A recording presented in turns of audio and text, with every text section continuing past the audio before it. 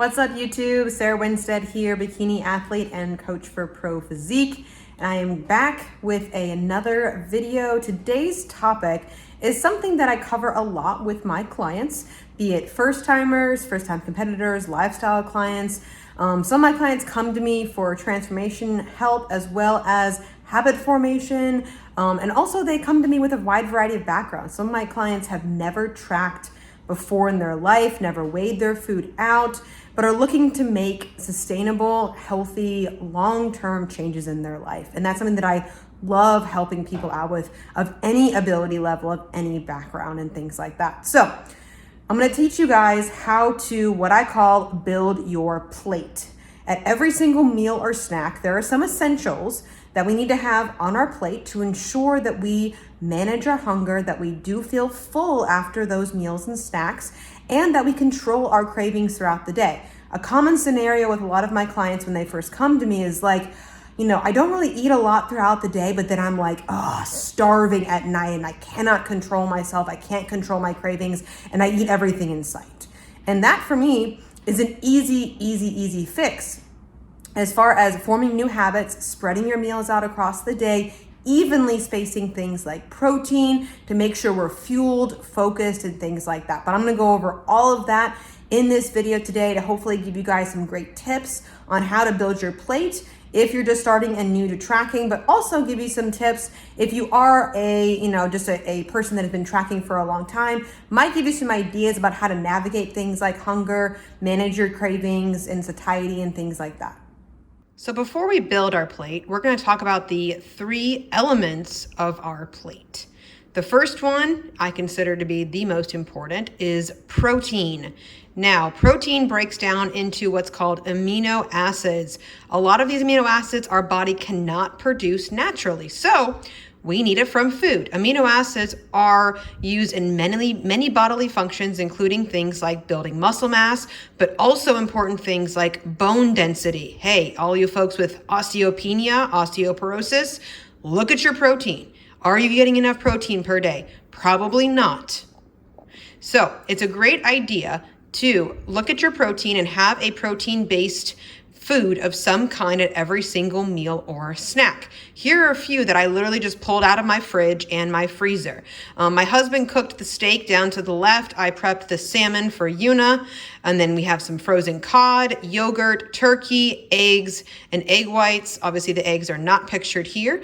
And then we have some chicken breast strips. These are some examples of protein sources. Other ones can be things like soy, edamame, tofu, tempeh, things like that, if you're more of a vegan or vegetarian based person. But we just got to watch things that are more vegetarian based to make sure that you're getting at least what I call 2.5 grams of leucine. Leucine is a very important amino acid that is very much involved in muscle building. If we don't have 2.5 grams of leucine, sorry, collagen, it is not considered a complete protein source. So always build your plate starting with protein. What is your protein source? Identify it on your plate. A good rule of thumb is having at least 20 to 25 or more grams of protein per meal or snack to get over what's called that leucine threshold, that 2.5 grams that I was talking about. So always starting with some sort of protein source, and then we'll dive into how this fits on your plate later on. Next up on our plate is going to be fruits and vegetables, produce. Why fruits and vegetables are next? Well, we need micronutrients, vitamins and minerals that, again, our body cannot make on its own. We must obtain through food. Things like vitamin A, D, E, K, C, all the letters and all the things we get from fruits and vegetables, as well as other things as well, but mainly from things like fruits and vegetables. So the more color you have in your day, the more variety you're gonna get of these fruits and vegetables. So that's why I have a lot of colors here. Wide variety. My recommendation for most of my clients is to get at least 5 servings of fruits and vegetables every single day. So now that equates to more than 1 serving per meal if you eat 3 square meals a day. However, if you have a snack, that's a great opportunity to incorporate some more fruits and vegetables in there as well. So I always build my plate with these things next. And again, a serving could be around 85 grams of green beans. Sometimes it's one medium banana. Hint, weigh your banana without the peel. You get more banana. And then same thing with strawberries. Cut the top off of it. Weigh your strawberries. You get more strawberries if you cut the top off of it. So things like that. You build your plate next with fruits and vegetables, produce. Also a valuable thing here, fiber. You all want to have regular digestion. Make sure you're eating enough fiber per day, and most of that does come from fruits and vegetables, as well as things like beans, legumes, and whole grains as well. But we'll get to that. Next up, I recommend that my clients choose a starchy carbohydrate. So whole grains, beans, legumes, potatoes are very good starches as well, which is why I have the sweet potato back.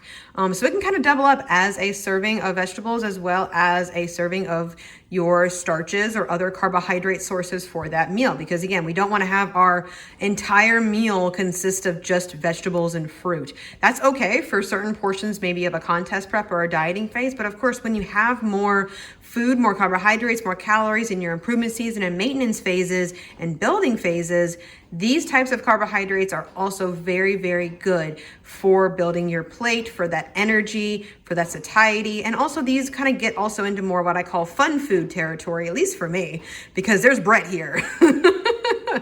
And my sweet potato fries. I did put my sweet potato fries in this category because they are minimally processed. I know the Alexia brand, it's, you know, in the ingredients, I can pronounce all of them.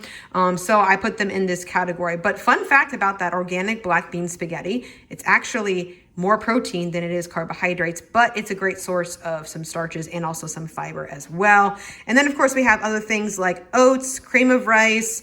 You know, you can do like bagels and English muffins, rice cakes, buns, bread, things like that for your secondary carb source for a meal or a snack. Lastly, fats. I tell my clients to sprinkle these on top of your meals. These can come in the form of nuts. We're not a big nut family, so we don't have any nuts right now.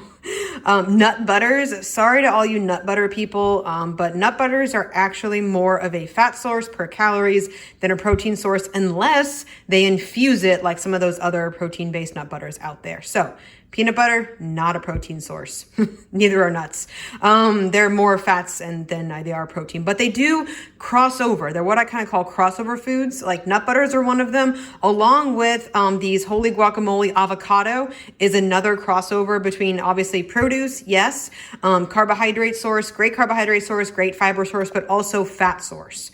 Provolone cheese. Cheese is another one that semi crosses over into the fat and the protein territory. But then we have just the ones that are basically fats on the end here with the butters and the oils. Now, I recommend that if you cook with butters and oils, you wait till you actually are done cooking to add them as a topper to your meats and vegetables, rice, potatoes, whatever you want, to get the full benefit. Because if we're dousing our pans in olive oil, I'm Italian, I love my oils, but if we are dousing our pans in olive oil before we cook, we have no idea what's going into our foods and what's being cooked off into the air. So that's why I say use a spray butter or a spray oil. I like my avocado oil on my pans and my foils for roasting things. And then if I want to have the oil, then I'll have it as a topper afterwards. And it tastes much better. And again, you get the full benefit of that as a nice fat source for your meal. So sprinkle these on top of your meals and snacks. Now that we've learned about all the different elements of what makes up a very satisfying and fully built plate, I'm going to use my lunch as an example of how to build your plate. So here are all the ingredients in my lunch. And as you set out your ingredients, continue to identify what is your protein source, what is your produce source, what are your starchy carbs, and then what is your fat source. So you can see here, I've got my turkey as my main protein source. Then I've got my variety of fruits and vegetables here for my produce. And then of course, I've got a fun starchy carbohydrate for my bread that I'm gonna make a sandwich out of. And then my fat source for this meal is gonna be my mashed avocado. This makes out to be a wonderful vegetable stir fry, and I also top it with some sweet chili sauce with a sandwich on the side. So here we have the final lunch product, fully built plate. We've got my protein on the sandwich and in the stir-fry bowl. We've got my produce in the stir-fry bowl, my fats on the sandwich, and of course the bread for some starchy carbs as well. All right, guys, so I hope that gave you a really good rundown on some tips and some tricks on kind of how to build your plate for every single meal or snack that you have across your day. And maybe you watched those portions of the video and was like, oh, wow, I'm missing this, or I maybe not have enough of this in my day. This helps you kind of evaluate where hunger is coming from, manage the hunger across the day, especially with things, like I mentioned before, protein. Protein is the most satiating and satisfying macronutrient of all three, because protein actually takes energy to break down in the stomach and is a high what's called thermic effective food. So you actually burn a few calories breaking down protein. Fun tip. It stays with you longer. It's part of the building block of muscle mass. And so if you're not eating enough protein, which I would say the vast majority of my clients who do not have a bodybuilding experience or bodybuilding background come to me, they're under consuming protein. And the RDA at 0.8 grams per kilogram body weight is so not helpful in terms of building muscle mass for athletes, for people in the gym that want to avoid things like osteopenia, osteoporosis as they age. We're going to need a little more protein than that. And so the easiest way to get started is to divide up your protein pretty evenly across the day.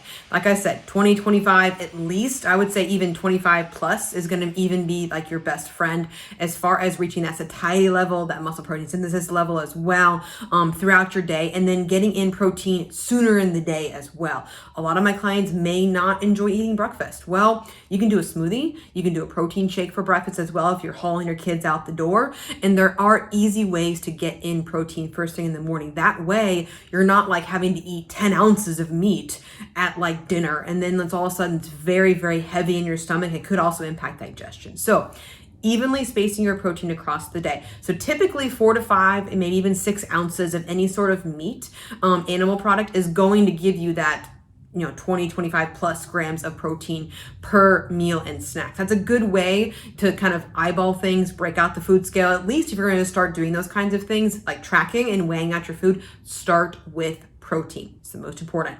And then you can kind of build on other elements once you get used to tracking and things like that. So it's how I transition my clients from no tracking to tracking.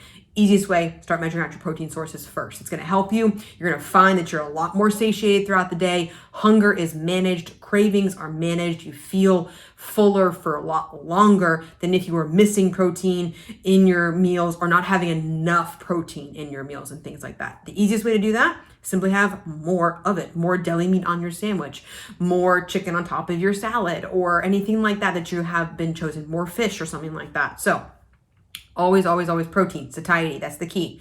Fiber as well is the key to satiety of managing your hunger.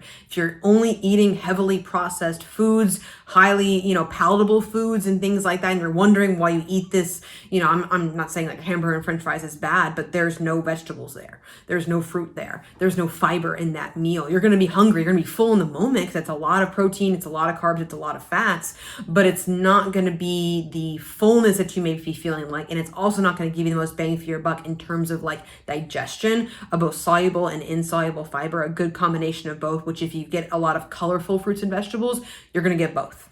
And if you get 5 servings a day, the odds are your fiber number is going to go up.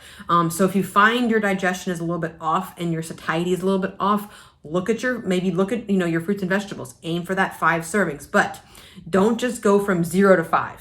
That's a lot on your stomach and a lot on your digestion. If you're walk it up, if you're going from maybe 0 servings a day or 1 or 2 servings a day, go to 3 to 4.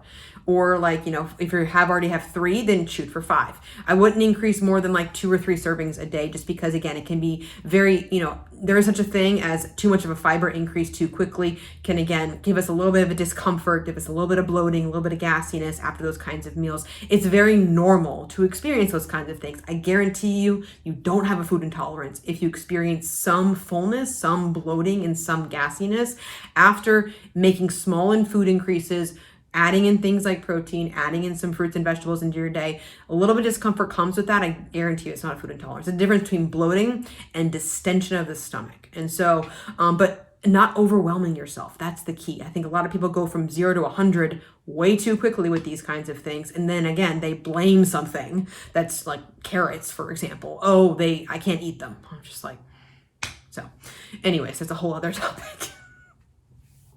So yes, and then I mentioned as well, like things like crossover foods, things that, that I may have put into one category, like fats, because fats are 9 calories per gram. That means that the cheese has both 5 grams of fat and 5 grams of protein. However, the majority of the calories in that food come from fats. That's why I consider it a fat source, but it also has trace protein in it that can be helpful for you to reach your protein goal. It's not you can't just have cheese as your protein source for a meal, and things, and expect to get over that. You'd have to have like 5 to 6 pieces of those cheese to get over that 25, 30 grams mark. But again, then that's like 30 grams of fat as well. And that's a whole lot more calorie dense in your day. And that could put you in danger of going over your calories, because, generally speaking, like the RDA does not recommend more than 30% of your overall daily calories to come from fat sources. That's a cholesterol thing. That's a heart disease prevention thing, and a great rule to kind of go by. So again, picking and choosing, that's why I say I like the whole complete protein sources, and then the trace protein sources you might be getting from things like cheeses, from nuts, yes, from nut butters, but the majority of those calories are coming from things like fat sources. But there are crossover foods, like I mentioned, like, for example, a fattier fish, like a salmon, or a fattier meat, like a ground beef, like a 90 to 8 ground beef, that's 8% fat. And so it does cross over into protein and fat territory, so it can definitely satisfy both. But this is what you learn by looking at your foods, by looking at the labels on foods, by starting to challenge yourself to weigh out your foods and look at those nutrition labels and start tracking and getting a sense of kind of maybe where you are from a calorie standpoint and a macronutrient standpoint to see where you can improve. It's all about that trial and error. But again, don't overwhelm yourself. The last thing I'll talk about too is, I've already talked a lot about how to manage hunger, how to, feel fuller longer. The last thing is controlling cravings. As far as, I don't want you to say no to those foods. We are approaching, Halloween is coming up, and I want you to indulge in those kinds of things. But I always talk about to my clients, picking and choosing your indulgences. Why do you want it? Is it just because there's a bowl at work and you can't help yourself and you're a vulture and you just go by and you just nitpick? The BLTs, the bites, licks, and tastes, is that the fun foods that you're eating that's making you go over your calories maybe? Or is it something that you actually want? Is it maybe, maybe you get like the fun, like dark chocolate Reese's things that are in the shape of bats for Halloween. And you're like, I really want that kind of stuff. You can have it. You can have it. I would just say, have it in moderation. Have it at the end of a meal that is full of nutrient-dense foods, proteins, carbs, produce, healthy fats, things like that as well. Pair it there, because I guarantee you it is very difficult to have one of those little Reese's bats that you may want on its own at 3 o'clock in the afternoon. It's hard to say no to just one. Why? Because it's not satiating. It's not satisfying. What is satisfying? Protein, fiber, fruits and vegetables, whole protein sources, a full meal that gets you over that nice full threshold. That way you can just have one or two and not 7. That's my tip for controlling cravings. Another thing I talk about a lot is, incorporating, like I said, into your meal at the end, or incorporate it actually into your meal. It's chili season. Wonderful. Maybe you're a crunchy person and love things like Doritos and Fritos. Great. Make a chili bowl full of ground turkey, or a nice ground beef with some good beans and legumes and vegetables and tomatoes and things like that as well. As your base, use the Doritos. Use a fun size pre-measured bag, not just handfuls, a pre-measured bag, like a snack bag of like Doritos or Fritos. Dump it as your base. That way you're still incorporating that fun food. You're still indulging in that kind of a craving, but you're doing it in a space where it's surrounded by nutrients, and it's surrounded mentally by the thing of, hey, I'm fueling my body. I'm not just nitpicking this out, eating it and running away and like guilty and being shameful. No, you're making it part of your meal. So that changes your mindset around those fun foods. And they're not bad. They're not bad foods. There's no good or bad foods. There's nutrient-dense foods, of course. And there's foods that are more highly palatable foods, the fun foods that, I encourage my clients, 80-20, 90-10, depending upon what season that you're in. We cannot say no to these things over here, these fun foods. We're never going to be in a situation socially, out in the world or anything like that, where we're not going to be tempted by these foods. It's about whether or not you let them control you or you have control over them. And building up that discipline over time is great through these habits you practice at home, with pairing it with a protein source and some nutrients around it, some fiber around it at the end of a meal, incorporating it in with your meal, not saying no to it when it creeps up, working it into your macros, working it into your day when it makes sense for you, and picking it out and not feeling guilty afterwards. So that's going to wrap up the video for today. I appreciate you guys watching, appreciate you guys taking the time. My next video, I do want to kind of just post it up here, is going to be all about an improvement season Q&A. So that could be anything from post-show, reverse dieting, maintenance phases, how to make changes to your physique during this time frame. It can apply to bodybuilders and competitors as well as lifestyle people, because we all need an improvement season, the time between diet phases. And so comment below with questions for me and I will answer them in the next video. If you follow me on Instagram, then I'll also post up a question box in the next week or so for you guys to post your questions, both anonymously and non-anonymously. That way I can answer them, answer any and all questions you guys may have for me about improvement season. So thank you guys so much for watching, and I'll catch you guys in the next video.